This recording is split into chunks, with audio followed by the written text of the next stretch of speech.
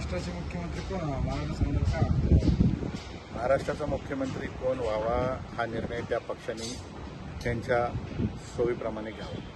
राहिला मराठा समाजाचा विषय, मी आपल्याला स्पष्ट करतो, या अगोदर देखील ही निवडणूक आम्ही मराठा म्हणून लढलेलो नाही.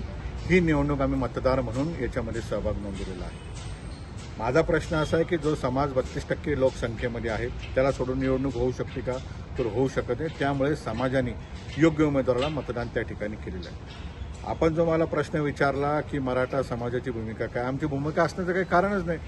आणि या पलीकडे मी थोडं स्पष्ट सांगतो की आमची जी लढाई आहे ती नेतृत्वाविरोधात आहे. आजपर्यंत महाराष्ट्रासमोर अर्ध्यापेक्षा अधिक नेतृत्व किंवा डझनापेक्षा जास्त मुख्यमंत्री मराठा समाजाचेच होते. आम्हाला आरक्षण मिळालं का, आमच्या मागण्या मान्य झाल्या का, तर याचं उत्तर आहे की नाही. त्यामुळे एखादा व्यक्ती जर आज असं भासवत असेल की मी मराठा आहे म्हणून मला महाराष्ट्राचा मुख्यमंत्री करा, त्यांच्या ती भूमिकेशी मराठा समाज कधीही सहमत होऊ शकत नाही. आमच्या मागण्या तशाच्या तशा प्रलंबित आहे. त्यामुळे ज्या कोण पक्षाला त्यांचा मुख्यमंत्री करायचा असेल त्यांनी त्यांच्या मेरिटवर करावा. फक्त एखादा मराठा आहे म्हणून त्याला करावं, एखादा मराठा नाही म्हणून त्याला करू नये, या प्रक्रियेशी मराठा समाजाला देणे घेणे नाही. आज देखील मराठा समाज नैराश्यातून जातोय. आमच्या समोर ते संकट आहे. समाजाला न्याय मिळवून देण्याचं हे कार्य आमचं बाकी आहे.